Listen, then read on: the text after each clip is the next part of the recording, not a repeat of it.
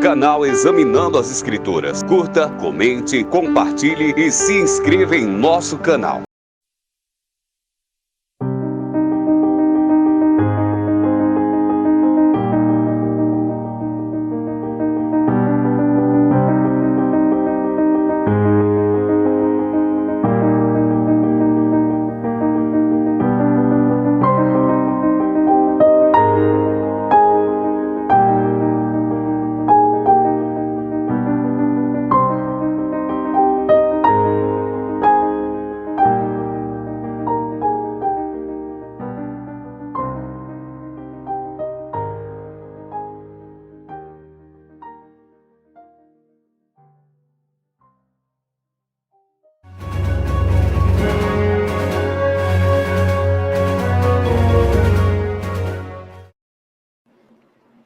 Beleza, gravando.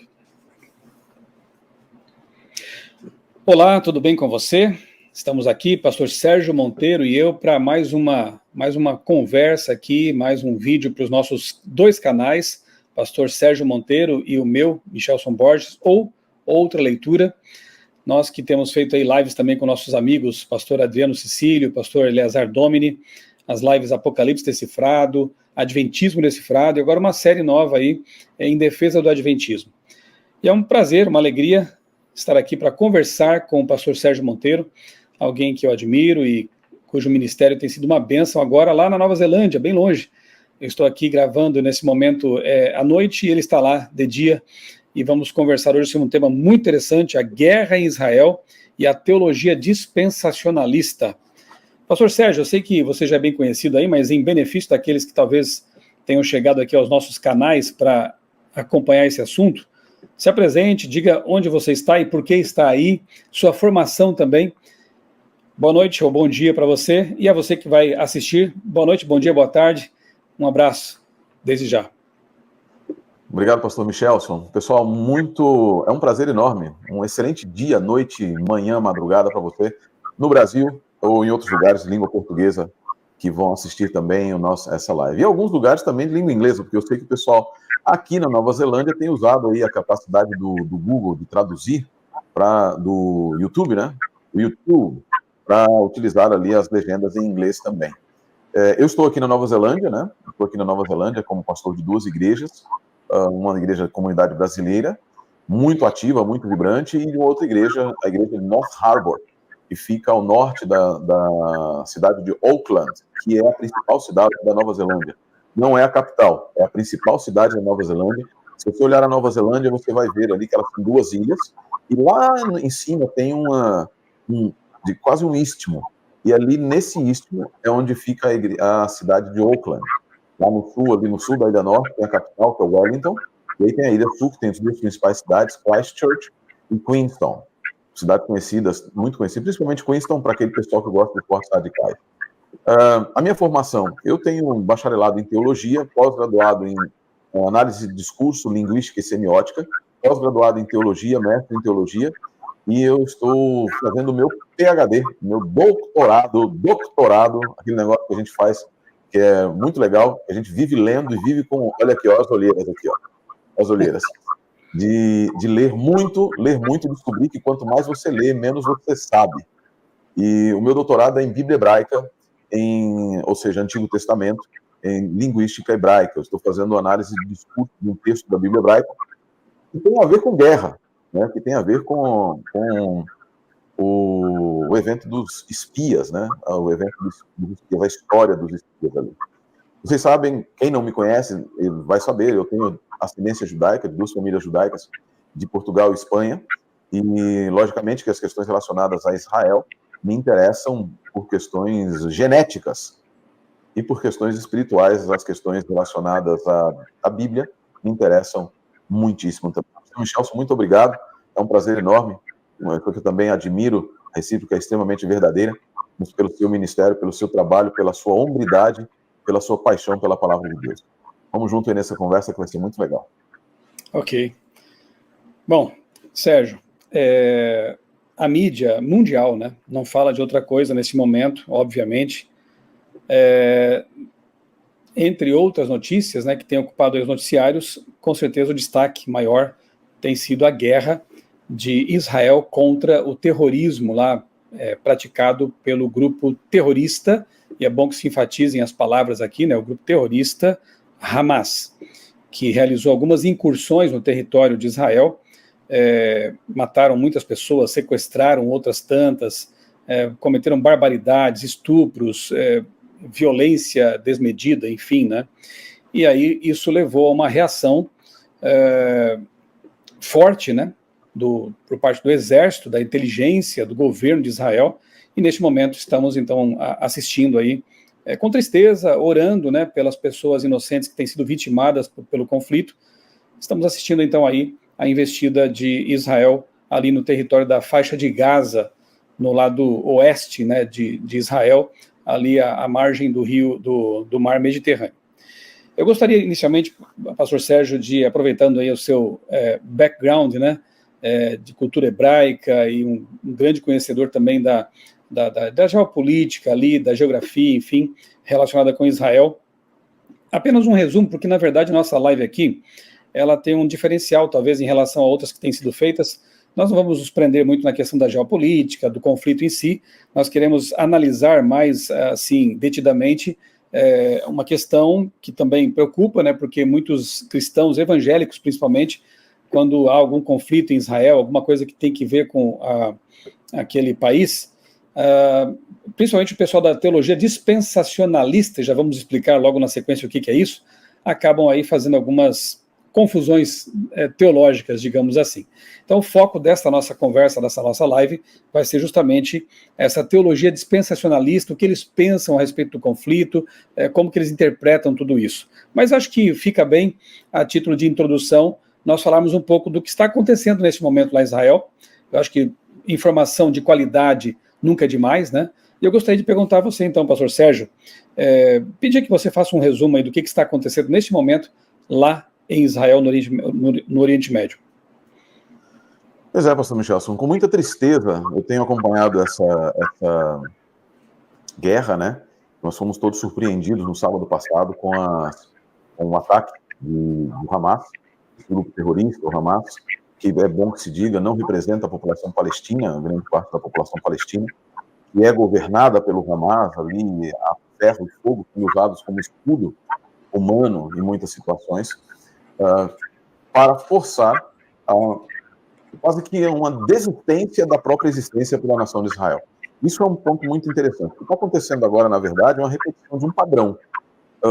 O Hamas, ao sul, ali em Gaza, e você tem também o Hezbollah, na fronteira norte, lá com o Líbano, e tem a Jihad Islâmica na Cisjordânia, você tem vários outros grupos, o Fatah, vários outros grupos que eles não reconhecem a existência do Estado de Israel e, vez por outra, tomam oportunidades abraçam as oportunidades ou mesmo criam as oportunidades para atacar o Estado de Israel, o Estado judaico.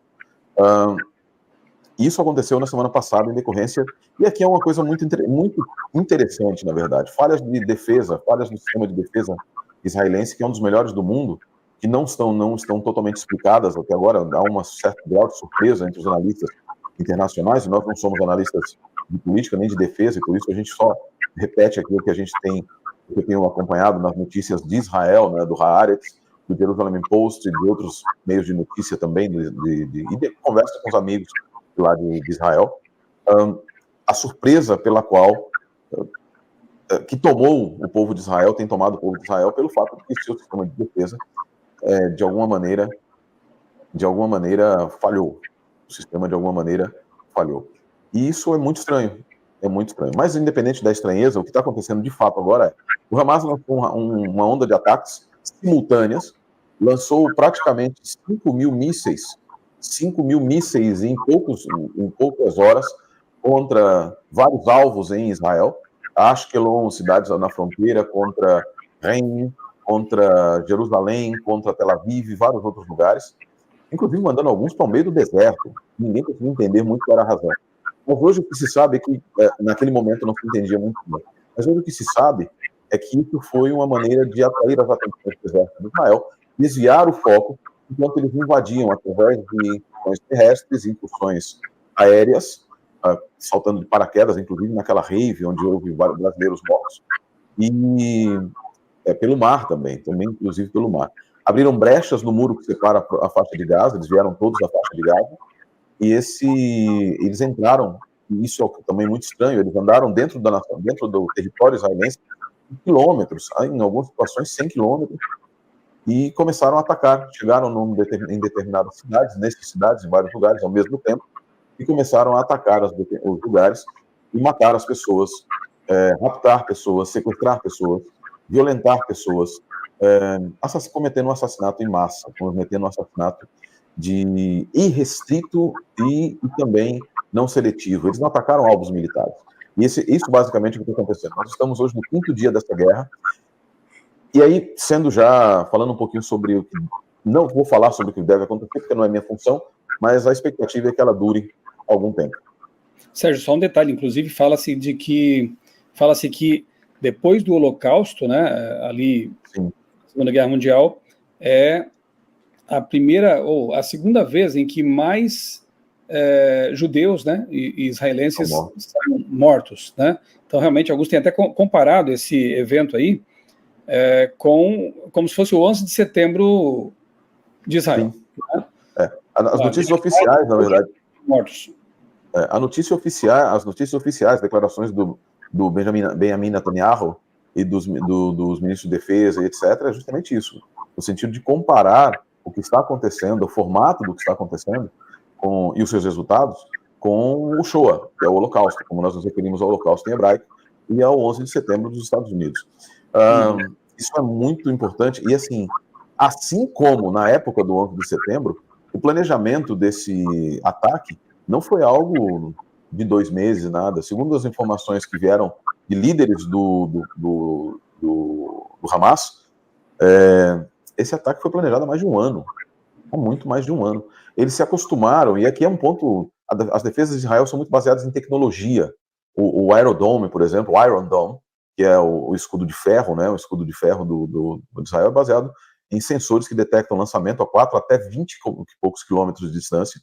E eles fizeram... Mas eles perceberam uma coisa interessante. Quando você faz um overload, que a gente chama em linguagem de tecnologia, minha área, eu vim de tecnologia também, na tecnologia a gente tinha um ataque chamado flooding, que é quando você manda tanta informação para um servidor que ele não consegue processar e ele acaba desligando.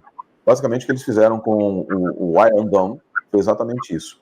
Eles se prepararam muito para isso, ou seja, eles tinham, de forma muito bem pensada, arquitetada e planejada, esse ataque que tem tentado atingir Israel não apenas na parte física, mas também na sua moral, reduzindo a sua vontade de lutar. Eu acho que isso é uma jogada muito complicada. Pastor, além desse preâmbulo aí, né, esse resumo do que está acontecendo, que não é difícil de saber, porque, como eu disse, está na mídia aí já há uma semana praticamente, né, o conflito começou no sábado, a invasão começou no sábado e a reação foi um pouco depois, né? Fala um pouquinho também sobre a configuração geográfica ali no Oriente Médio, populacional também. Há algumas divergências, né, por parte de pessoas no que diz respeito à formação daquele território, desde lá atrás, Império Romano, depois Império Turco-Otomano, né, e domínio inglês e finalmente Estado de Israel após ali 1948. Fala um pouquinho assim, em linhas gerais, traça uma linha do tempo para a gente, só para a gente se situar também na história. Eu acredito que assim, a gente pode traçar ali, se a gente for considerar o período desde formação daquela geográfica, da conformação geográfica, Deus prometeu aquela terra para Abraão e seus descendentes, né? Deus prometeu que aquela terra, onde os pés de Abraão tocassem, onde os pés de Abraão estivessem, depois repetiu a promessa para Isaac, depois a Jacó, falou disso a Davi, falou através dos profetas que aquela terra seria deles. Obviamente que aquilo dali não significava que não poderia haver outras nações, mas que não poderia haver miscigenação religiosa. Vamos dizer, ali é o período formativo, é a declaração de início daquela nação. Obviamente passa por vários momentos, vários momentos complicados durante toda a história. Você tem guerras e mais guerras contra um inimigo muito comum da época de Israel, são os filisteus. Os filisteus são como talvez o principal inimigo de Israel em termos de política, em termos de briga, porque o Egito dominou Israel, porque a Síria dominou Israel, levou para o exílio, mas aqueles que atacavam a terra de Israel constantemente, viviam em peleja, eram os filisteus, que invadiam não apenas no que diz respeito à política, mas também em cultura e etc. Israel flertou várias vezes ali com os deuses filisteus, Dagon e outros também. Agora, o que acontece? Quando a gente chega no período romano, no período já de Cristo, no período ali circundante ao Novo Testamento, você tem digamos que uma convivência, um período mais de paz, a da Pax Romana. Todo mundo ali estava mais ou menos em paz por uma razão, você tinha que enfrentar os romanos, que era o inimigo comum. Viveu-se aquele período ali muito, muito tranquilo, entre aspas, na tranquilidade imposta pela presença das legiões romanas, que impunham a paz com um braço de ferro. Os judeus se revoltam por volta do ano... A primeira revolta, né, no ano 70, quando eles invadem Jerusalém, mas a principal revolta, efetivamente, ela começa no ano 67, vai até o ano 70, com a destruição de Jerusalém, mas a principal revolta, que é a que nos interessa nesse momento, é a revolta do ano 132, ano 130, 132, principalmente ano 132, quando explode a revolução com Bar Kokhba, que era Bar Kokhba, quer dizer, filho da estrela, que foi declarado pelo principal rabino daquela época, o Rabi Akiva, como sendo o Messias. Em 135, basicamente, praticamente, Adriano vem e ele invade Jerusalém, ele destrói a Palestina, destrói as terras da Judéia e faz algo muito interessante, que aí é o que está causando confusão aí na internet para muitas pessoas.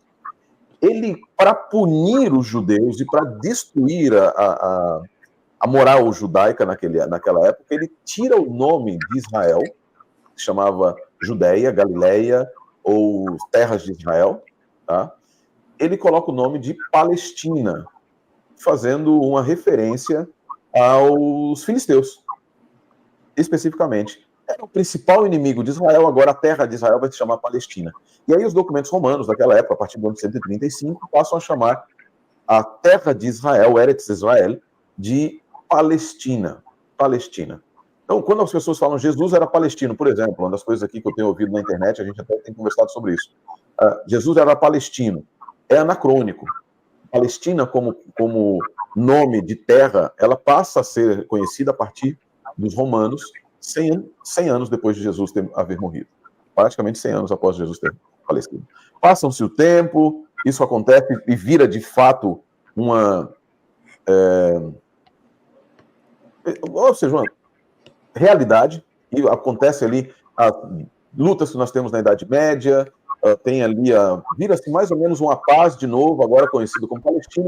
Os judeus estão espalhados por várias partes do mundo, do ano 70 e depois do ano 135, que é a chamada diáspora, e para várias partes do mundo vão muitas pessoas para todos esses lugares.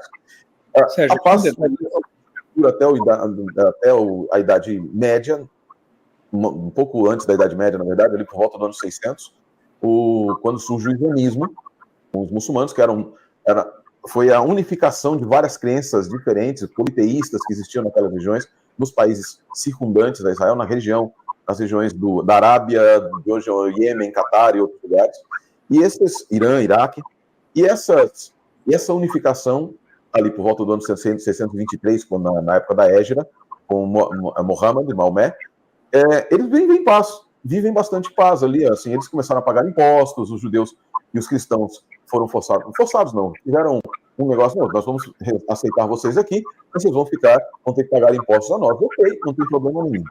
Isso passa durante muitos anos, até mais ou menos, até o final do século XIX, até mais ou menos o período do século XIX, que é quando surge basicamente o movimento sionista, que é uma resposta a um pensamento, por exemplo, do Theodor Herzl, que era um fundador do sionismo. Ele diz o seguinte: a única forma do povo judeu sobreviver é com a criação de um Estado judaico, E eles fazem isso. Obviamente, eu estou sendo bem resumido, tá? Estou sendo bem resumido mesmo. Acontece ali Oi. Antes de você avançar um pouquinho, só para retomar um ponto aí que eu achei bem engraçado. Engraçado é a palavra, acho que é essa mesmo, engraçado. Algumas pessoas querendo recontar a história, né, dizendo que Jesus teria sido palestino. Um desses foi o Nicolás Maduro, lá da Venezuela, né, que veio à mídia dizendo que Jesus, além de ser um revolucionário, ele era um palestino. Né? Então você falou que é anacrônico, porque na época de não havia essa expressão para definir quem nascesse naquela região. Né? Hoje, Belém, né, onde nasceu Jesus, tudo bem, está lá no território palestino, mas na Israel de hoje, não daquele tempo, né, não no território daquele tempo. Além dessa informação, existe algum outro motivo porque dizer isso também seria um anacronismo? Jesus era um palestino e um revolucionário? Aí a questão mais teológica nesse sentido também. É um anacrônico porque as revoluções que foram lutadas por Cristo, Jesus não fomentou. Eu acho interessante isso que tem acontecido em muitos lugares, pastor. As pessoas têm colocado em Jesus, têm visto Cristo de muitas maneiras diferentes, menos da maneira como a Bíblia já apresenta. Ele é um revolucionário, é um psicólogo, é um coach, ele é um treinador, ele é isso, aquilo outro. Mas ele não é nada disso, ele é o salvador da humanidade, ele não veio para revolucionar, para criar uma luta de classes, nem para fomentar uma luta de classes, nem luta entre países, absolutamente nada, a não ser a luta contra o pecado e a luta que viria daquilo que a própria Bíblia no Novo Testamento fala, que é da multiplicação da iniquidade que esfriaria o amor. Não, ele é totalmente anacrônico nesse sentido. As revoluções posteriores e as lutas posteriores que acontecem já no início do século XX, depois aí com relação a Israel e muçulmanos, né, que Jesus nem existia islamismo naquela época para ele pudesse lutar. Ele não veio para fazer esse tipo de luta de maneira nenhuma, de forma alguma. Então, essa tentativa de impor uma agenda do século XXI sobre Jesus, uma agenda liberalista, libertadora, uma racista, ou qualquer coisa que seja, ela é totalmente anacrônica também. Tá? Absolutamente impossível de pensar dessa forma. Mais um detalhe, pastor Sérgio, só para antes de retomar a sua linha do tempo, que está vindo muito bem, fala um pouquinho mais sobre a origem, a formação, porque o povo judeu a gente conhece bem a história, vai lá atrás, né, semitas, enfim. Agora, de onde vem o povo árabe, ou o povo aí depois conhecido como palestino, né? Traça um pouquinho essa origem aí desse povo também. Eles são abraâmicos também, né? Os povos árabes são abraâmicos, eles também vêm ali do outro filho de Abraão, que é Ismael, né? Ismael, e aí você vai ter depois de Ismael, também alguns daqueles povos, eles surgem de Esaú, que é filho de Isaac. Então você vai ter duas linhas que vão se fundir posteriormente nas nações árabes, nos povos árabes que estão ali. Eles se afastam bastante do povo de Israel, obviamente, eles têm uma cultura, criam uma cultura própria, têm um seu pensamento próprio.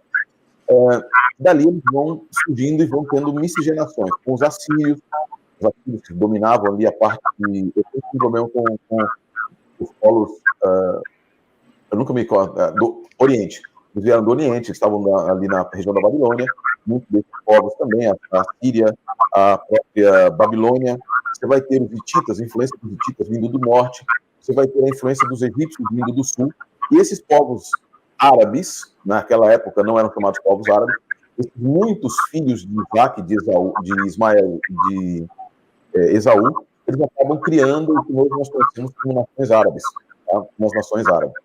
Um povo que não é exatamente na sua origem, uma nação que não é na sua origem exatamente dessa linha, são os persas, que hoje formam o Irã. Eles têm uma linha de surgimento bastante própria, que não é muito minha área, mas eles têm, são um pouco mais afastados. Eles vêm muito dos assírios e de sua formação religiosa, por exemplo, tem muito a ver com o zoroastrismo, com a religião antiga de Ahrimanyu e etc., de Ahura Mazda e Ahrimanyu. Eles se juntam depois, já na época de Cristo, na época de Jesus, já existe uma conformação muito mais próxima do que nós temos hoje. Que são os árabes, os povos circundantes, os árabes, e os judeus, que viviam nessa relativa paz que nós conversamos. Então, você vai ter várias daquelas nações antigas, edomitas, moabitas, você vai ter os hititas, você vai ter os mandeanos, que são todas nações descendentes de Isaac, de Esaú. Você vai ter os persas mais afastados, que são aqueles que vêm da Síria, da antiga Síria, da Suméria também, de alguns outros lugares da antiga Suméria. Esses países, eles são tribos. Isso é uma coisa interessante que a gente precisa lembrar. A ideia de Estado soberano e a ideia de Estado que nós temos, ela também é posterior ao Tratado de Westfália.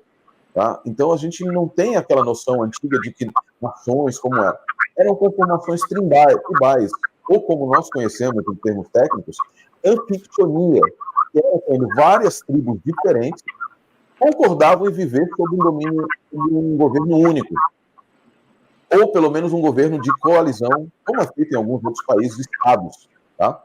Os estados que nós temos, por exemplo, no Brasil, funcionariam como uma anfictionia federativa. Esses estados, eles vão ter suas próprias conformações religiosas, de maneira cultural, mas na época do surgimento de Maomé, quando Maomé aparece no cenário mundial, ele consegue uni-las todas, não apenas agora numa anfictionia, em que eles aceitam viver conjuntamente, mas de fato um império, eu vou chamar de império nesse momento, mas não é exatamente a expressão, mas em uma nação, um império único, com visão única, que também vai ser transformado, principalmente em sunitas e xiitas, que é o que a gente tem hoje. E aí, conforme a gente vai descrevendo na linha do tempo, quando a gente chega no período do Império Otomano, quando todos viviam ali no final do século XIX, todos viviam muito bem ali, era o principal império político otomano, histórico, na verdade, islâmico da história do Império Otomano. Todo mundo vivia relativamente bem, pagava imposto, etc. Mas quando o Império Otomano começou a cair, que teve as guerras, a Primeira Guerra Mundial, que a gente... não sei se tem mais alguma coisa, pastor Michelson, senão eu já posso unir as duas linhas aqui para a gente chegar nesse... Acho que pode retomar, sim. Só lembrando que, então, Maomé unifica aquelas populações árabes que estavam dispersas, né? E Isso. É bom lembrar também que a religião islâmica, portanto, ela é mais recente, né, do que o judaísmo e também do que o cristianismo, né? Ela é bem mais recente. Ela surge basicamente por volta do ano 600, né? A Égera é datada de 623. É março de 623, quando ele tem a Égera, que é a expressão árabe para a peregrinação, a fuga de Maomé, que ele sai, ele sai das perseguições que eles tinham. E é interessante que antes, se vocês lerem, por exemplo, o Corão, nas primeiras suratas, ele fala muito bem de Israel, do povo do livro, que é como eles conhecem os judeus e cristãos.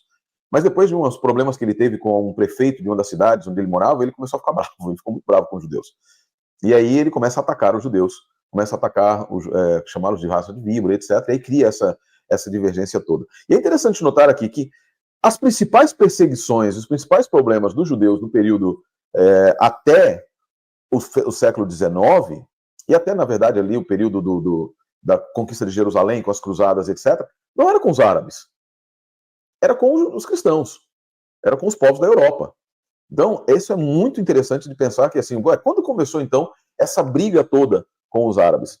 Quando o Império Otomano acaba caindo, depois ali da Primeira Guerra Mundial, que era uma guerra muito mais... que não foi tanto guerra mundial, mas foi Império Húngaro, Império Britânico, Império Húngaro, Império Germano e o Império Otomano. Então, essa luta faz com que, quando o Império... As conformações políticas daquela época acabaram de uma vez. Em 1922, quando o Império cai, basicamente, né, os britânicos eles assumiram o controle daquela região. Era o chamado Mandado Britânico da Palestina. Os otomanos chamavam a região e os judeus não tinham problema com isso, de chamar de Palestina. Naquela época não existia um problema relacionado a isso. Porque Herzl, quando ele criou o sionismo, na Declaração Sionista de Herzl, ele disse especificamente: a nação deve existir no local onde ela foi fundada. E Herzl chamava de Palestina, que ele dava a Palestina ou Eretz Israel. Então, o problema da nomenclatura nunca foi algo muito complicado para o povo de Israel, até depois, quando os britânicos, quando ocorrem ali, aí já depois, inclusive, do mandado britânico, já depois ali de 1947, 48, quando começam a haver as guerras, tá? Quando começa a haver um dissabor nos países árabes por causa do crescimento de Israel, através do que eu vou descrever logo em seguida. Houve uma declaração britânica, chamada Declaração de Balfour, de 1917, em que o Reino Unido reconhece o sionismo, ele dá um apoio formal ao sionismo, E aí os judeus começam a voltar para a região da Palestina com os ideais sionistas. Os ideais sionistas criados por Herzl, que falam, olha, é aqui que nós temos que viver. É interessante que se repete Herzl deu uma declaração muito parecida com a que, e o Ben-Gurion posteriormente, a que o embaixador no Brasil da Palestina disse agora há poucos dias, que você deve viver na sua terra. Então o povo da Palestina não sairá da terra, porque o povo da Palestina vai ficar no seu país. Herzl pensava da mesma maneira. Você tem um país que foi dado, uma terra que foi dada por Deus, é ali que você deve ficar. Nas décadas de 30 e 40, houve uma intensificação muito grande dessa peregrinação em decorrência das perseguições nazistas. Tá? Aí começa o problema das perseguições. Quando o povo começa a voltar, ali na década de 20, depois da declaração de Balfour, durante o mandado inglês na Palestina, os judeus começam a comprar terras de árabes que queriam, como judeus ricos, começam a comprar terras de árabes. Então, muitas terras que antes estavam sob domínio, sob comando, sob possessão árabe, elas passam a ser judias, por direito de compra. Mas quando começam a vir muitas pessoas, muitas, aí a presença judaica cresce tanto que os países árabes que os árabes que estão ali, começam a ficar muito preocupados. Mais ou menos aconteceu no Egito também. O povo começou a crescer, a ponto que no final da Segunda Guerra Mundial, nós tínhamos ali a população judaica na época, já representava 1/3 da população local. E esse é o início. 1947 marca a saída dos britânicos da Palestina, e aí Oswaldo Aranha, que foi o chanceler brasileiro que, naquela época, que lidou com esse caso da partilha do povo, a ONU aprovou um acordo em 1947 que dividia a terra entre duas nações, entre árabes e judeus, e Jerusalém seria administrada pelas Nações Unidas. E ali foi quando houve, logo no início, o que aconteceu. O que acontece? Os judeus aceitam, beleza. Os árabes não. Os árabes, não queremos. E aí Ben-Gurion, em 14 de maio de 1948, declarou a independência da nação de Israel e disse, olha, ok, nós agora somos uma nação independente. No dia seguinte, o Egito, uma armada do Egito, Síria, Líbano e Jordânia atacaram Israel e durou praticamente um ano ali, um armistício que foi assinado somente no ano seguinte. Tá? A ONU reconhece o Estado de Israel, vou fazer bem rápido aqui, e o Israel em seguida ocupa a Palestina, a parte da Palestina, que é onde hoje nós temos a faixa de Gaza, onde eles houveram divisão e etc. Ali ocuparam onde é Jerusalém, e começou toda a miséria que aconteceu naquela época. Os palestinos se refugiaram, a gente está falando da parte sul, onde havia sido dividido naquela época pela definição da ONU, que Israel invadiu, e aí os palestinos vão muito para os países vizinhos, enquanto isso vai aumentando a presença judaica naquela época. A OLP é fundada, para a gente já entrar basicamente no período que a gente está, a OLP, que é a Organização para a Libertação da Palestina, é fundada em 1964, tá? E eles já começam, 3 anos depois, ocorre uma guerra, chamada Guerra dos 6 Dias, foi entre os dias 5 e 10 de junho, quando Israel atacou alguns países vizinhos, porque eles perceberam que havia uma movimentação de guerra. Israel derrotou, de novo, os mesmos 3 países, Egito, Síria e Jordânia, e aí assumiu a faixa de Gaza, a Península do Sinai, as colinas de Golã, Cisjordânia, incluindo Jerusalém Ocidental. No ano seguinte, eles devolvem a Península do Sinai para o Egito, com um acordo de paz, mas continuaram mantendo o domínio sobre a faixa de Gaza. Próxima guerra, 1973, a guerra do Yom Kippur, e essa é importante para o que a gente está vendo agora. Israel quase perdeu aquele conflito, mas eles conseguiram vencer essa guerra que fez aniversário exatamente no dia da invasão do Hamas. Tá? Desculpa, só para corrigir uma informação, Israel devolveu a Península do Sinai para o Egito em 1979. E aí o Egito reconheceu a existência do Estado de Israel. E aí começam os ataques através da OLP na época do Yasser Arafat, que todos nós conhecemos, ali no período da década de 80. E aí cria-se o Estado, o Hezbollah, que é um braço terrorista do norte, um terrorismo do norte, ali contrário ao Estado de Israel, e aí começam as intifadas, e o Hamas surge em 1987, baseado em Gaza, que não gosta nem da OLP, nem de Israel, e aí começam, e chegamos até onde nós estamos hoje. Basicamente, então, hoje, no que nós temos, essa é a conformação geopolítica do que acontece lá.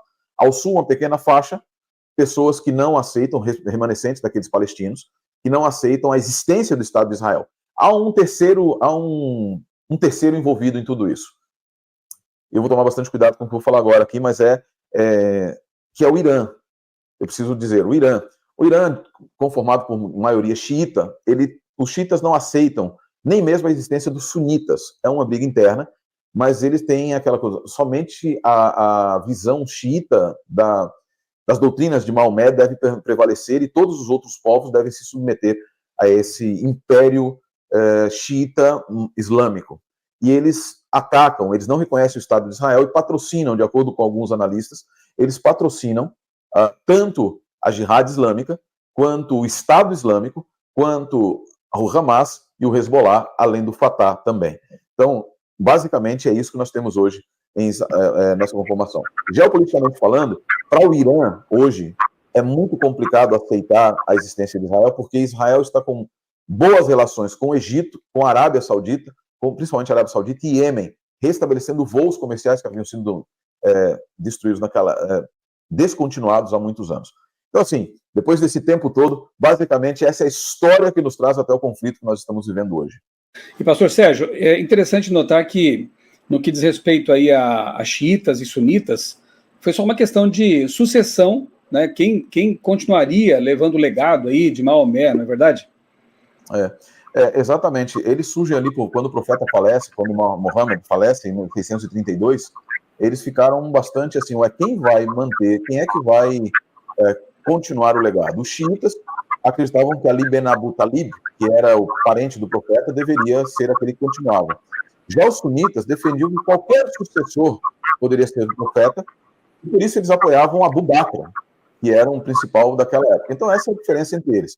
Xiitas são muito mais estritos na aplicação da Sharia, né, que é a lei islâmica, e eles são... Mas é interessante, né? O grupo majoritário são os sunitas, que compõem aproximadamente 85% dos fiéis muçulmanos no mundo. Mas a maior potência dos xiitas é justamente o Irã. E como eles têm esse pensamento de dominação, e eles patrocinam efetivamente a ideia de que eles são maiores. Por outro lado, a Arábia Saudita é de maioria sunita, né? E eles são muito mais tranquilos em muitas situações. Isso é estranho, porque Abu Bakr, ele era mais... É interessante, porque Abu Bakr, ele era muito mais estrito. Ele era bastante estrito na época, ele era bastante estrito. Mas é assim, e de fato eles surgiram por divergências sobre sucessão. Certo. Bom, primeiramente, muito obrigado aí pela aula, né, pastor Sérgio? Essa foi uma introdução para ter, né, um cenário mais claro aí na nossa mente. Agora, então, vamos para o foco realmente da nossa conversa, o que motivou, né, nosso vídeo aqui, que é o seguinte, né, por que os evangélicos, de modo geral, norte-americanos, brasileiros também, têm tanto interesse por Israel? O que motiva esse interesse todo desses evangélicos em relação a Israel? Olha, tem várias situações, viu? Existe o surgimento do dispensacionalismo, que é a ideia de que Deus lida com o ser humano através de dispensações, 3 ou 7, existem 2 esquemas principais, e dentro do dispensacionalismo existe a ideia de que Israel é o relógio da profecia. Então, tudo que acontece em Israel, ele tem a ver com marca os movimentos de Deus no esquema profético. Isso é interessante porque, embora seja uma igreja, muitos evangélicos acreditam que a igreja é apenas um parênteses no plano de Deus que se cumprirá com Israel, de fato. E aí se cumprirá com Israel físico. Então, os dispensacionalistas interpretam, eu vou resumir aqui basicamente, mas eles interpretam que houve uma dispensação da inocência, a dispensação da lei, e a dispensação de Israel, a dispensação da lei, a dispensação da graça, e aí a dispensação da igreja, que é no esquema de 7 dispensações, dispensação da igreja, e a dispensação, de novo, de Israel, E aí a dispensação do milênio, a dispensação depois do milênio, a dispensação da eternidade. Então, basicamente, do ponto de vista teológico, é que eles entendem que Israel ainda é, e eu não tenho muita discordância com o fato de que Israel seja povo de Deus também, eu não vou colocar aqui o artigo definido o povo de Deus, mas seja povo de Deus também, mas para o dispensacionalista, a igreja é um hiato, vivendo na dispensação da igreja, na chamado tempo dos gentios, em que Jerusalém seria pisada, mas quando Jerusalém começa a se recobrar, opa, então nós vamos rever, vamos repensar, vamos prestar atenção, porque a figueira começa a reflorescer. Então eles começam a olhar tudo o que acontece no Oriente e ficam focados no Oriente. E esse focados no Oriente faz com que haja uma paixão por Israel, como judeu, nossa, maravilhoso, amem Israel, eu também amo Israel. Mas há uma paixão profética por Israel. A ideia das duas varas, né, Efraim e Judá, e essas varas seriam, assim, representando os gentios, que seriam a igreja, e representando Israel, que iriam retornar, e eles encontram, em 1948, no retorno do povo de Israel, durante esse período, né, depois desse período de diáspora, do ano 70 até o ano 1948, na visão dispensacionalista, esse foi o período dos gentios, e esses gentios, Jerusalém esteve pisada, primeiro pelos cristãos, depois as cruzadas. É interessante, porque as cruzadas, elas eram tudo menos alguma tentativa judaica de ter Jerusalém. Eram os cristãos de um lado, os muçulmanos de outro, os islâmicos de outro, e eles queriam brigar ali entre os dois, e os judeus ficavam no meio. Os dispensacionalistas entendem que isso era pisar Jerusalém. Além disso, há a interpretação de algumas profecias bíblicas, pastor. Por exemplo, Daniel 9. Eles entendem que existe um intervalo na profecia. Esse intervalo da profecia ali entre a última semana, entre a 69ª semana e a última 70ª semana, esse intervalo é chamado período da igreja, ou período gentílico. E aí eles entendem que haverá o retorno de Israel, ao final dessas 69 semanas, o início da 7ª semana, quando o anticristo vai surgir em Israel. Então, qualquer movimento que haja em Israel, há aquela preocupação, aquela expectativa de que o anticristo irá se levantar, o templo vai ser reconstruído no lugar onde está hoje a mesquita, né, de Al-Aqsa, e aí eles vai retornar tudo, e uau, que maravilha, agora sim. Então, qualquer movimento em Israel, qualquer guerra, qualquer movimento político, etc., é visto como um restabelecimento de Israel. Do ponto de vista americano, da política americana, existe a questão do destino manifesto da nação americana também, que passa por uma autoidentificação dos Estados Unidos com Israel. Então é por isso que existe essa identificação muito grande. Obviamente que a nação americana, formada por protestantes da Europa, ela cresce também no seio da peregrinação judaica para lá. E hoje uma população judaica fantástica, enorme, muito forte, está justamente nos Estados Unidos.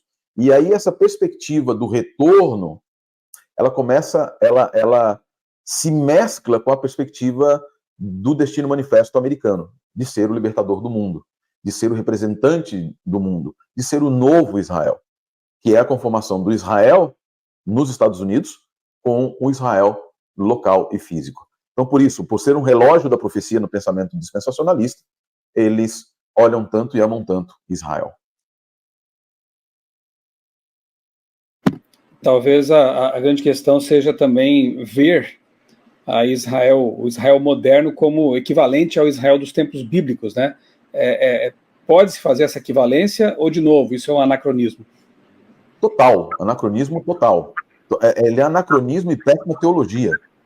É não perceber ali a questão simples de que Israel, como Estado soberano, como Estado na conformação atual da política, ele só poderia existir depois do Tratado de Westfália, uma nação soberana como nós temos hoje. O Estado de Israel, formado por Deus, criado por Deus, a nação de Israel, o Am Israel bíblico, ele é uma nação teocrática. Primeiro ponto, ela é totalmente teocrática.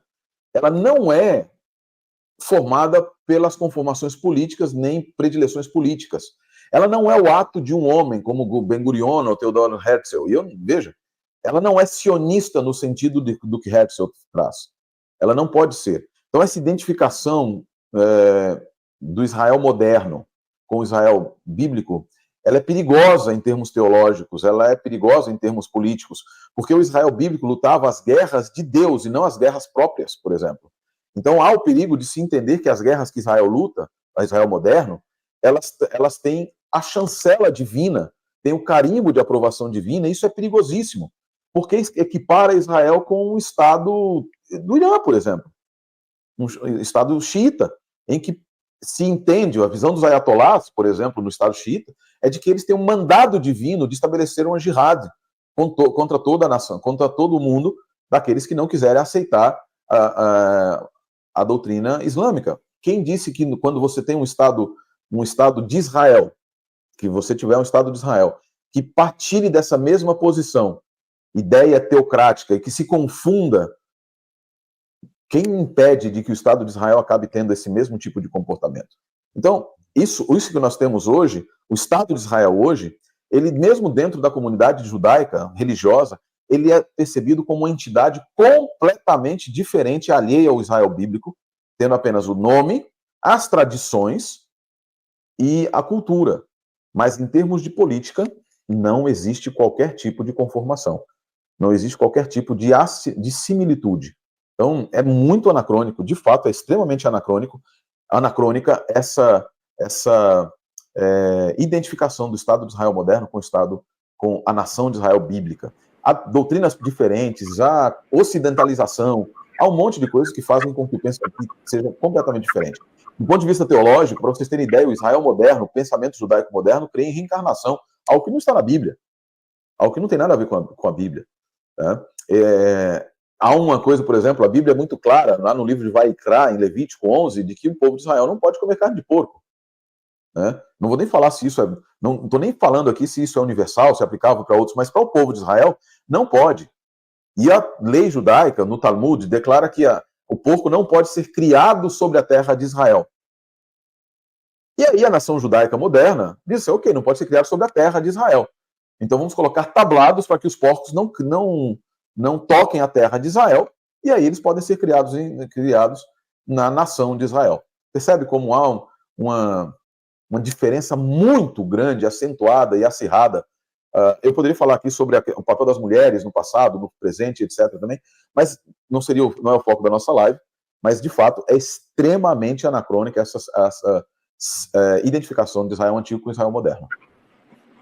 Ô, pastor Sérgio, você me deixou curioso, né? Nem que você fale aí 2 minutinhos. A mulher no passado e hoje. Comenta um pouquinho pra gente. Vai ter gente pedindo aqui depois nos comentários, por que não falou um pouquinho daquele assunto?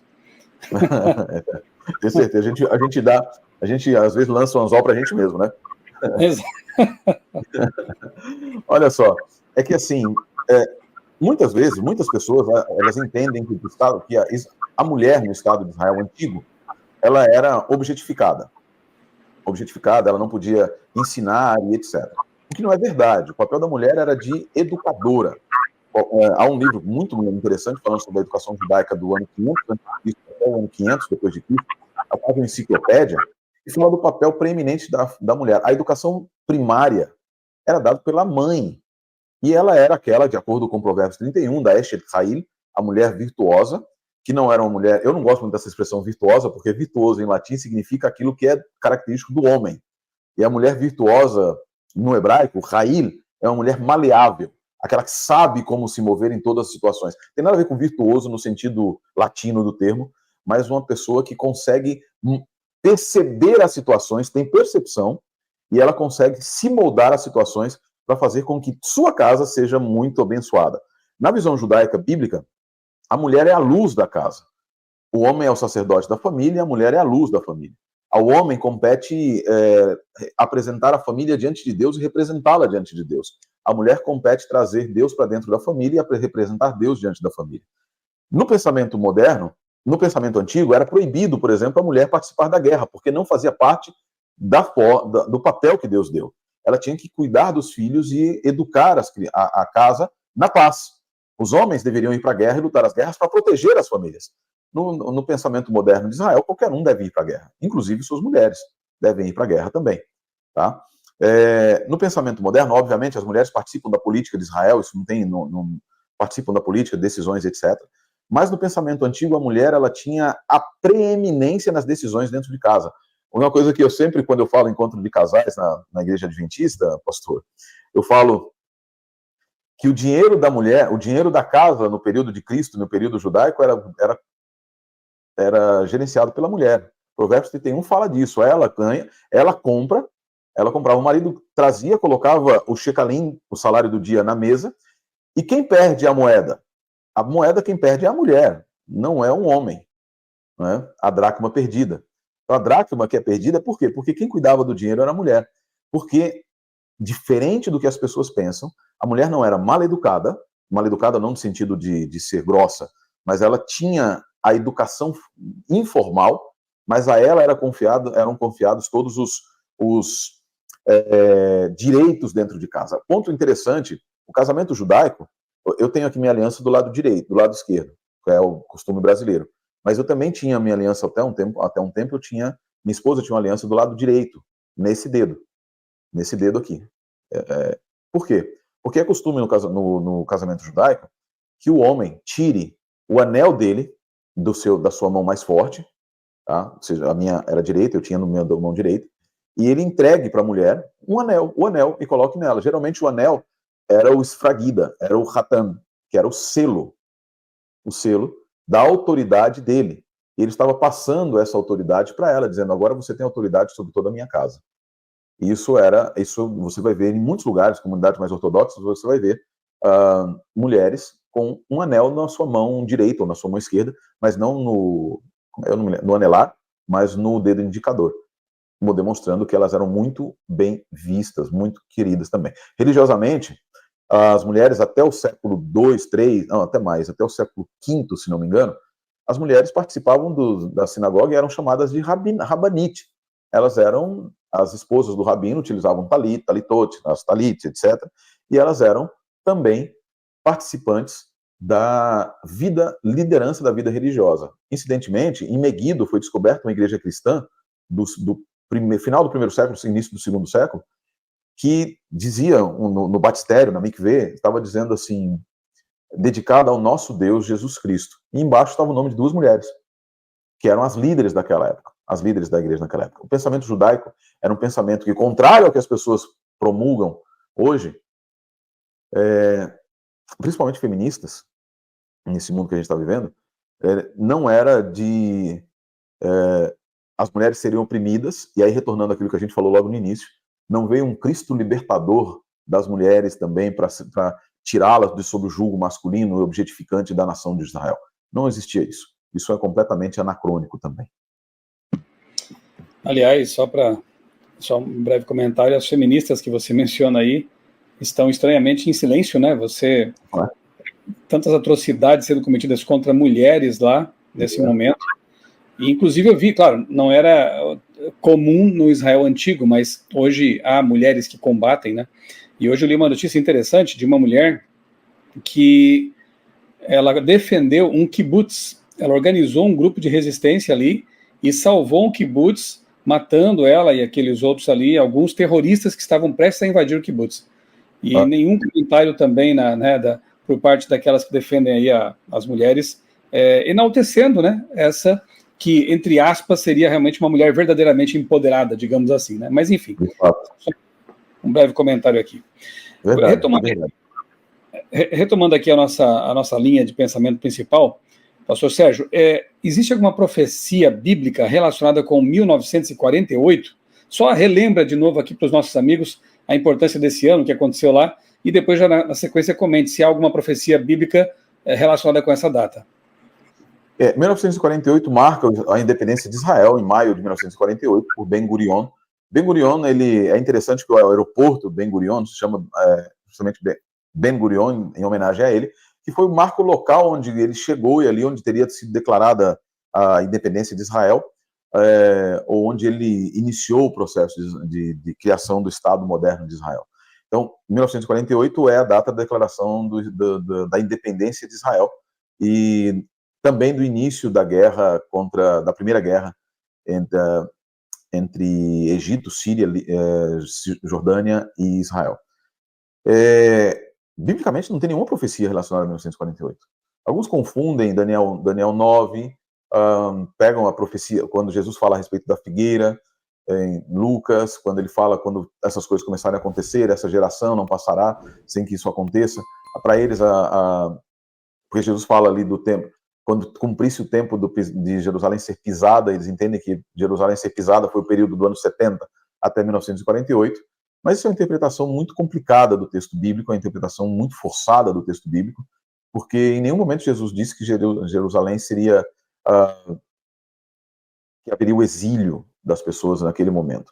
Jesus disse que Jerusalém seria pisada por várias nações, que Jerusalém seria tirada dos judeus, mas ele não fala que haveria um retorno para todo lá, fala que durante um tempo dos gentios, Então, a ideia de que há uma profecia específica a isso, no Apocalipse, ou no livro, ou em Mateus, ou em Daniel, etc., é interessante porque ela surge com o dispensacionalismo dos irmãos Darby, e principalmente com um clérigo jesuíta chamado Manuel Lacunza, que escreveu um livrinho ali que vai criar o surgimento vai fortalecer a ideia do dispensacionalismo. O dispensacionalismo, ele é digamos que é uma reação.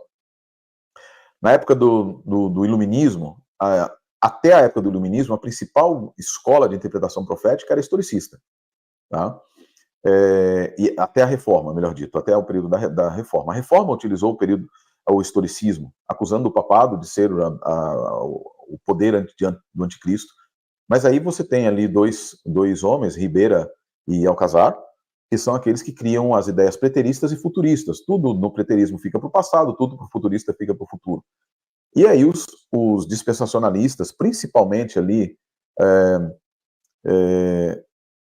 Darby, né, os irmãos Darby e etc., eles olham, principalmente John Darby, na verdade, ele fala assim, não é só isso. A história que nós temos precisa ser encaixada na profecia também. De que maneira nós vamos entender isso? Aí eles criam um pensamento dispensacionalista. É interessante que Lacunza é aquele primeiro que fala a respeito da continuidade de Israel, mas a continuidade de Israel, das profecias físicas de Israel que deveriam se cumprir, e aquele que sistematiza é John Darby. Mas eu nunca vi interpretação, sinceramente, viu? As interpretações dispensacionalistas geralmente são tão forçadas, que é muito estranho realmente, se não fosse por uma questão de... que é um fenômeno que acontece depois de 1948, depois da Segunda Guerra Mundial. Existe quase um movimento depois da Segunda Guerra de pedido teológico de desculpas para Israel. Eu acho isso interessante.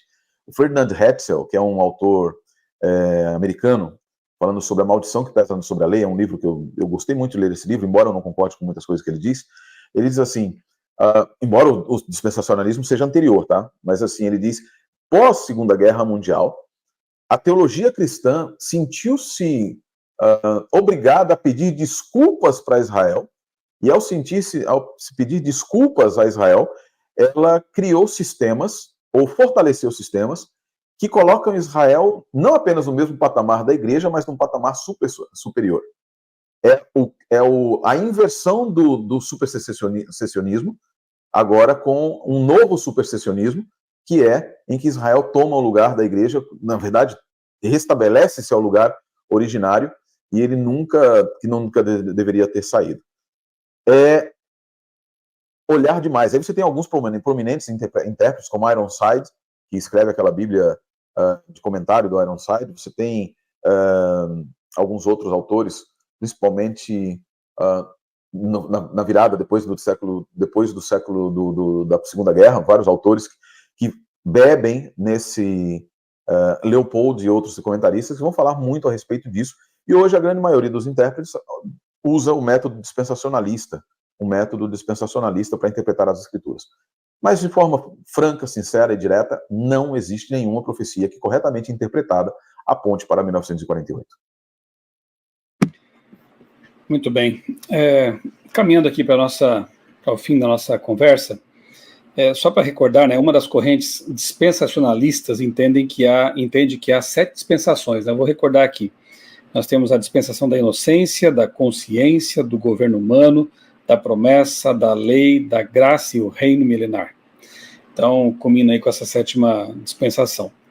Pastor, só para fechar aqui e deixar isso bem claro, né, o que é, afinal de contas, o dispensacionalismo? E você disse aí que, apesar de que na Segunda Guerra Mundial há um crescimento da ideia, enfim, mas ela é mais antiga, né? Então, onde, quando, em que circunstâncias surgiu essa ideia de dispensacionalismo? A gênese dela, ela remonta a Ribeira, né, que projeta tudo para o futuro.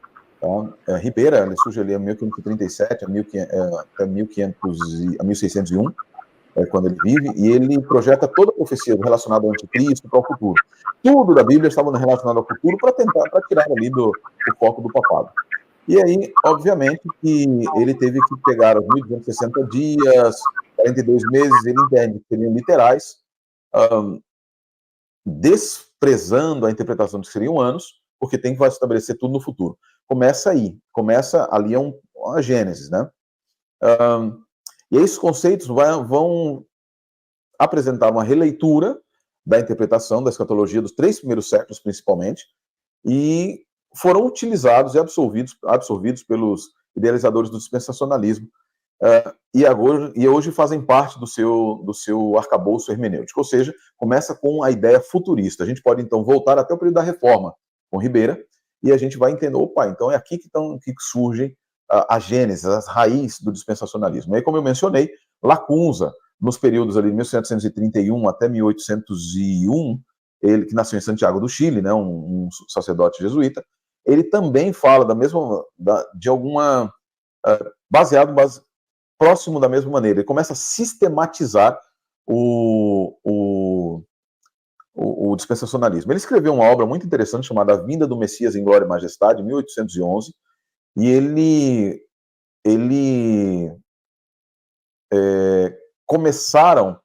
no livro ele postula a ideia dessas dispensações e da vinda do Messias no final da sexta dispensação. A última é a do reino messiânico. Tá? E aí ele passa a ser a mensagem principal, e é interessantíssimo, a mensagem principal pregada já em 1827, depois que o livro dele foi traduzido por Edward Irving, um pregador escocês, que aí ele chega inclusive aos adventistas, aos mileritas, né? Não aos adventistas, aos mileritas, e chega também a 2 irmãos, os irmãos Darby. Por quê? Porque era ali que ele tinha, esse livro era utilizado como principal meio de pregação na casa de um homem chamado Henry Drummond, em Albury Park, onde eles tiveram contato com as ideias de Manuel Lacunza. O que eram as ideias de Manuel Lacunza, basicamente? Que vão ser utilizadas por um homem chamado John Nelson Darby, que é o principal nome do dispensacionalismo, que vive ali em 1800 ou 1822, praticamente, quando ele escreve. Que é o homem que dá a sistematização do dispensacionalismo. Tem 3, praticamente, são 3 itens principais. Que o primeiro deles é Israel nunca deixou de ser o povo de Deus. Tá? Então, o principal item é Israel nunca deixou de ser o povo de Deus. Segundo, a Bíblia deve ser interpretada de maneira literal. Se fala que são dias, são dias. Se fala que são meses. Tá? Tudo deve ser interpretado, e aí pode até parecer, é atrativo por causa disso, porque você interpreta da forma mais simples e óbvia possível. O texto bíblico não tem interpretações de símbolos proféticos, etc. Não. São coisas literais. A ponto de que, na década de 80, aqui no Brasil, eu me lembro de um jornal chamado Notícias Populares, que publicou o fato de que havia nascido uma criança, que era o menino diabo que havia nascido, e que era o anticristo. E aí surgem vários filmes na década de 70, da profecia e etc., baseadas no dispensacionalismo, a série Deixados para Trás, baseadas em ideias dispensacionalistas, em que o futuro vai acontecer, o anticristo vai chegar, e as profecias se irão cumprir literalmente em Israel. Tá? Deus tem 2 povos, esses povos são Igreja e Israel, simétricos, praticamente simétricos. A salvação sempre foi pela fé, isso é verdade, isso é um ponto verdadeiro do dispensacionalismo, tá? E mesmo na Bíblia hebraica, também assim o foi. A igreja não substitui, esse é o terceiro ponto, a igreja não substitui Israel de nenhuma maneira, mas ele é nada foi transferido para a igreja. Deus fez promessas para a igreja, poucas promessas para a igreja durante o período, mas a função principal da igreja é preparar o mundo para a chegada do anticristo e o restabelecimento de Israel. Por isso, tanto foco em 1948.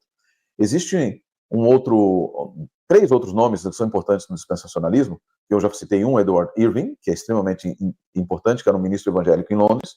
Ele começa a ter alguns problemas ali com Darby, e aí ele começa a experiência de línguas, então mescla pentecostalismo com dispensacionalismo. Depois você vai ter... Por quê? Isso é importante. Darby era cessacionista. Ele entendia que os dons haviam ficado no passado. Já Irving, ele era continuista. E aí você tem os dons hoje também. Eles têm vários tipos de divergência entre eles. Depois você vai ter o surgimento que talvez seja o principal ponto do dispensacionalismo, que é Plymouth, dos irmãos Plymouth, que é quando vira ali a capital do dispensacionalismo, tá? No século XIX, que foi quando, na verdade, de fato, de acordo com George Eldon Ladd, de fato, você tem o dispensacionalismo fincando raízes na Europa, que vão se transferir também para os Estados Unidos, tá? E aí você tem as discussões posteriores, e é por aí que surge, aí você tem alguns outros nomes e vão sendo influenciados. Um ponto importante é que um dos grandes atrativos do dispensacionalismo é justamente a era em que ele surge.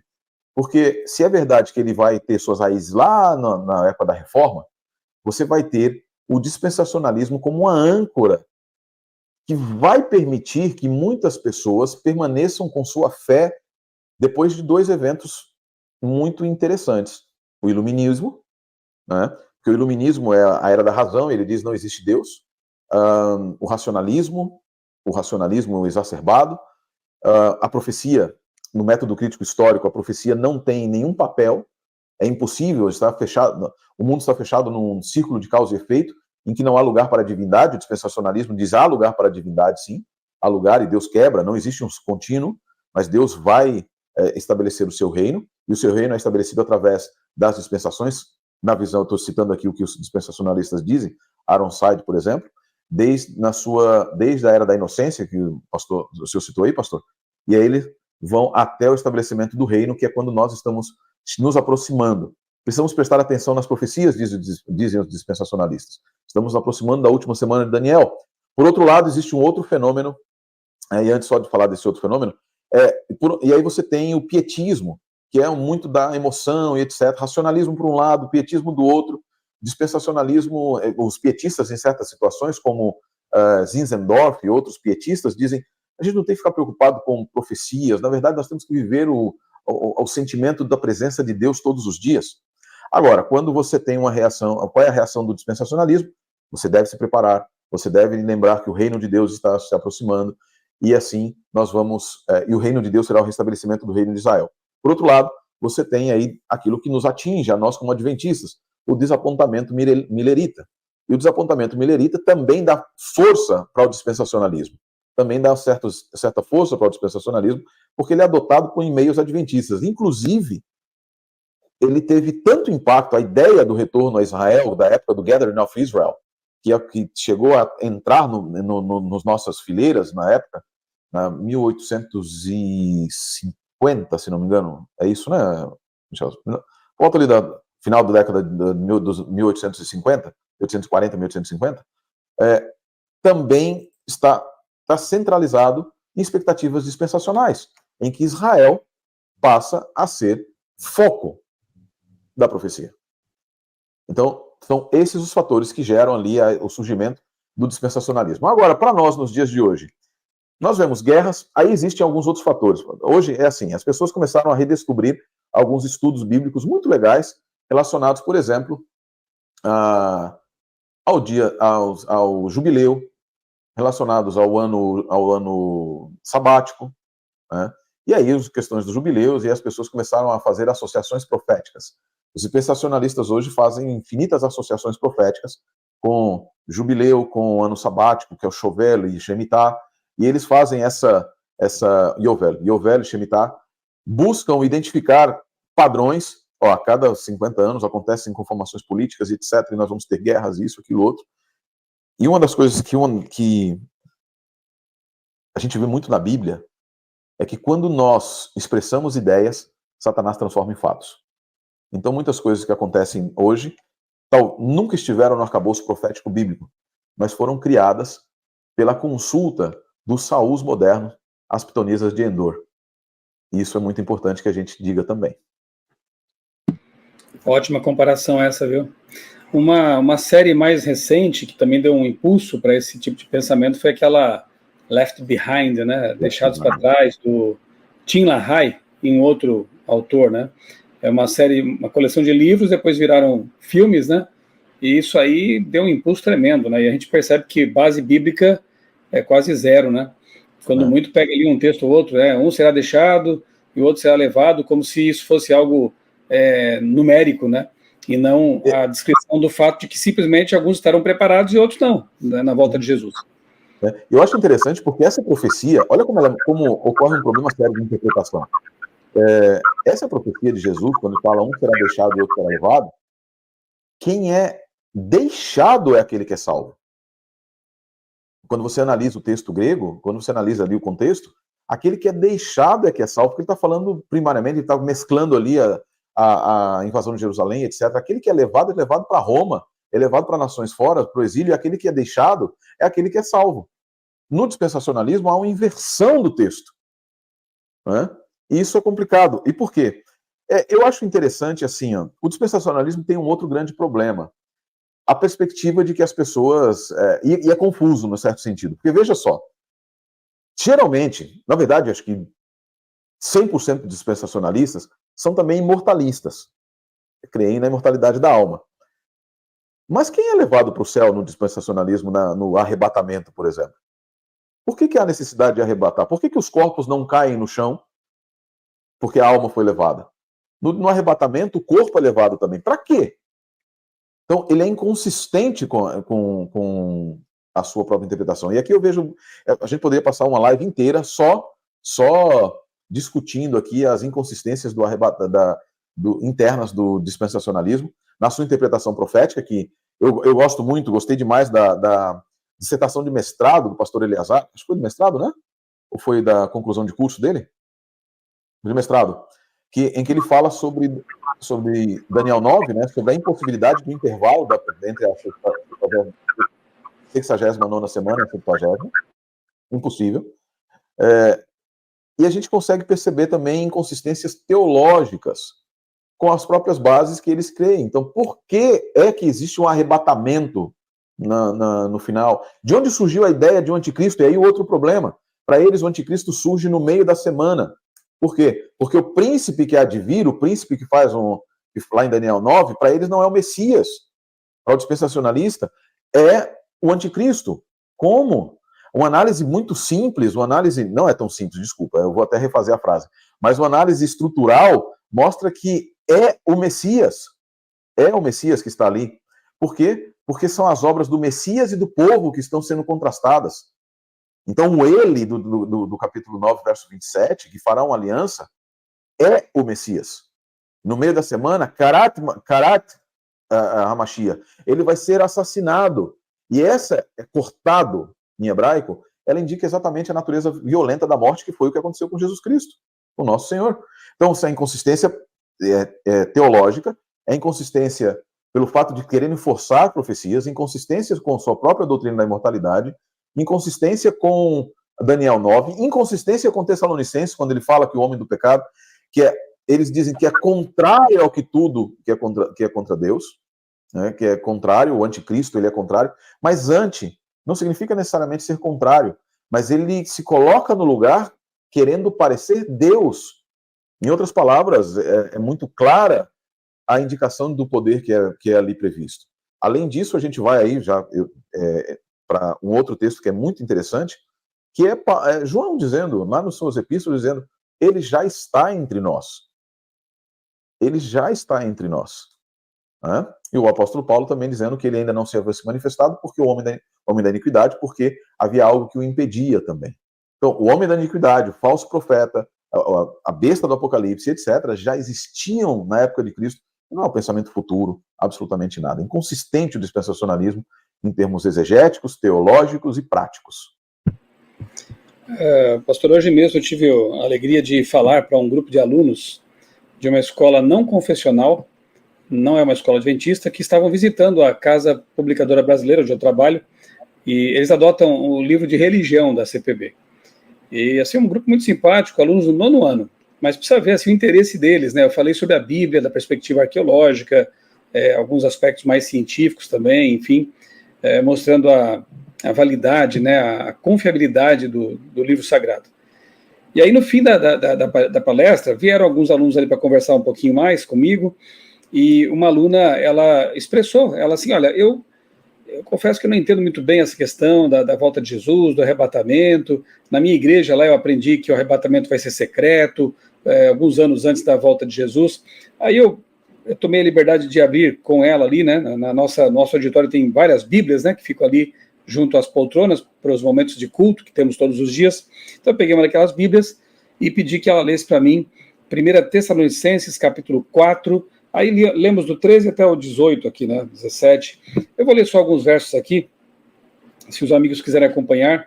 1 Tessalonicenses, capítulo 4, eu vou ler do 15 até o 17, então.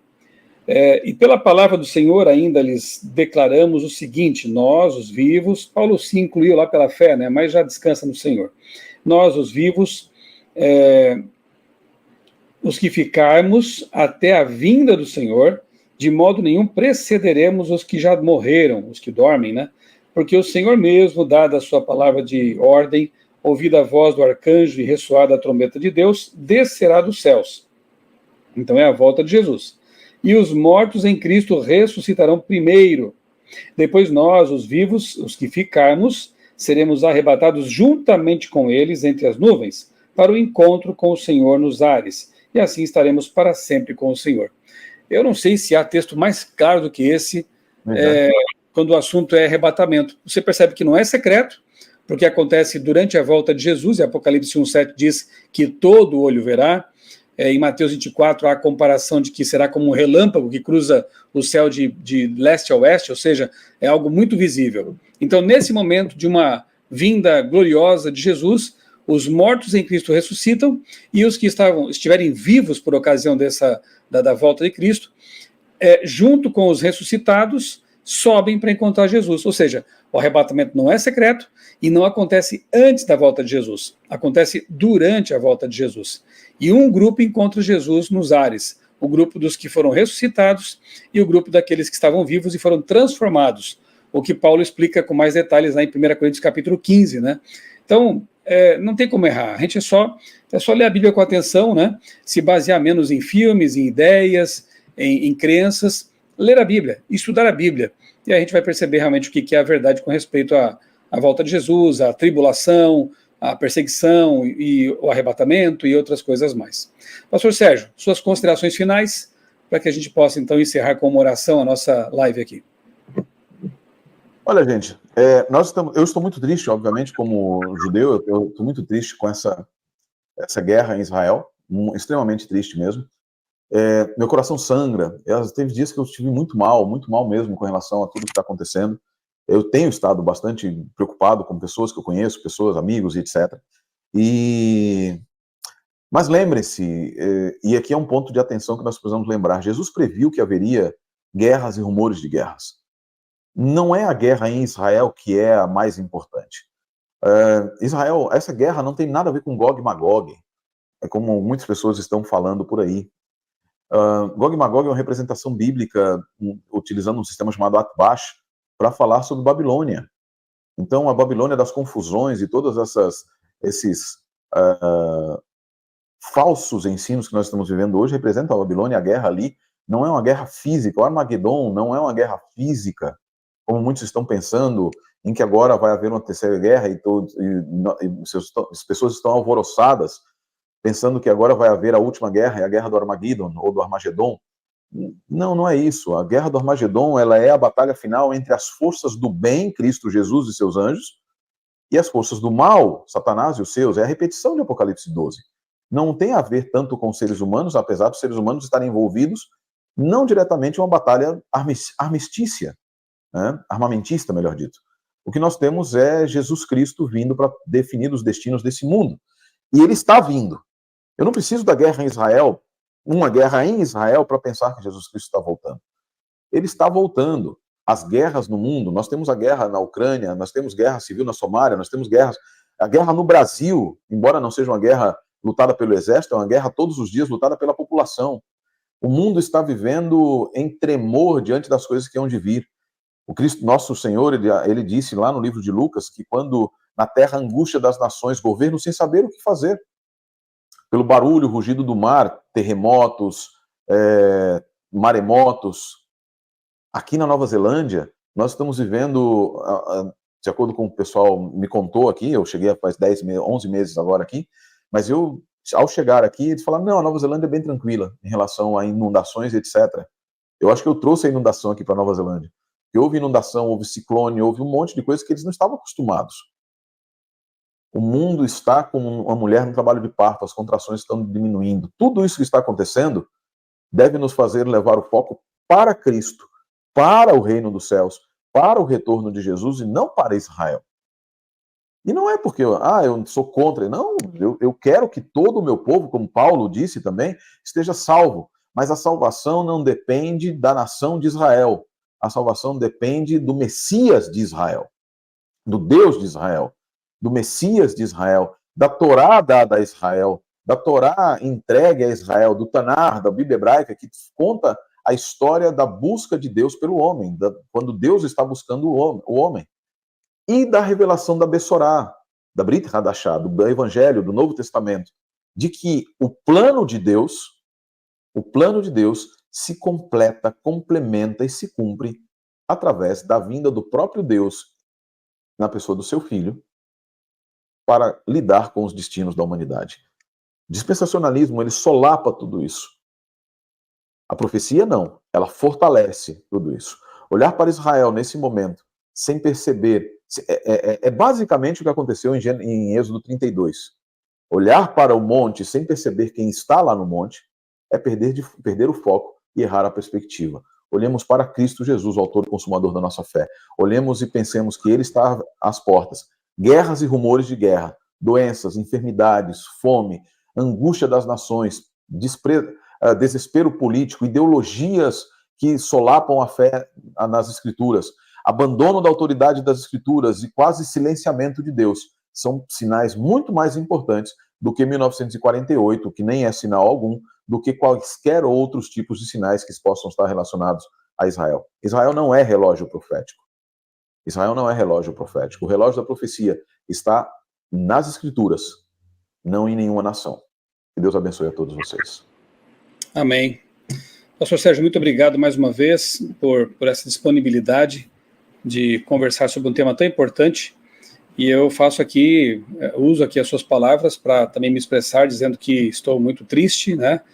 Não só com aquele conflito, mas com todos os conflitos. É impossível que um cristão consciente e informado não sinta, né, tristeza e anseie todos os dias, cada vez mais, pela volta de Jesus, que será a solução definitiva para todos os problemas da humanidade.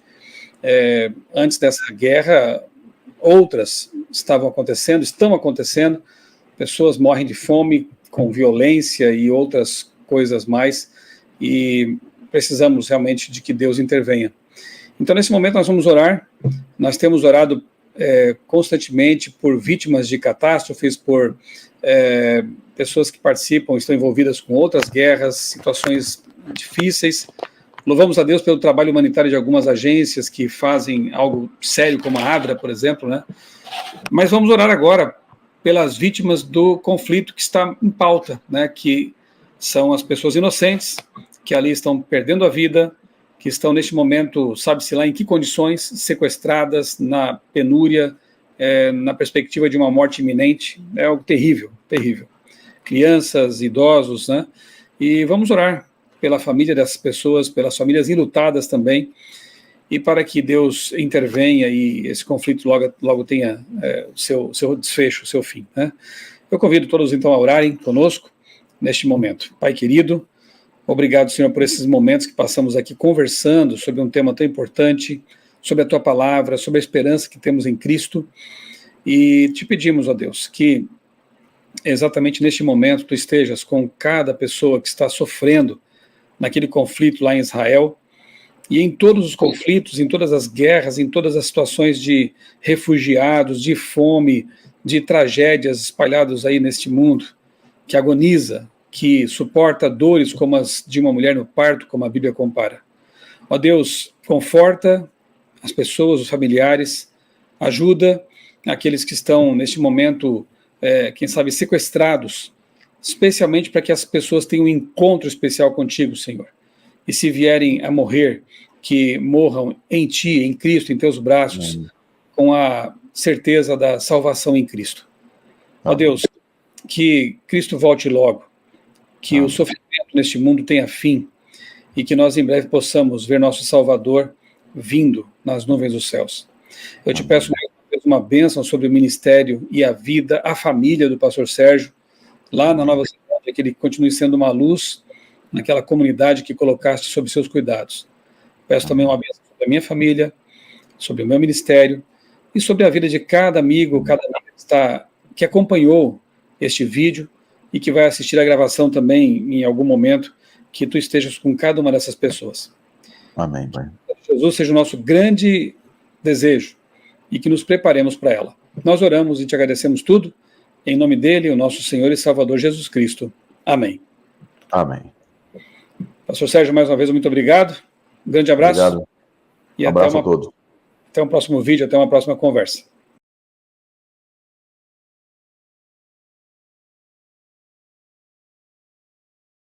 Canal Examinando as Escrituras. Curta, comente, compartilhe e se inscreva em nosso canal.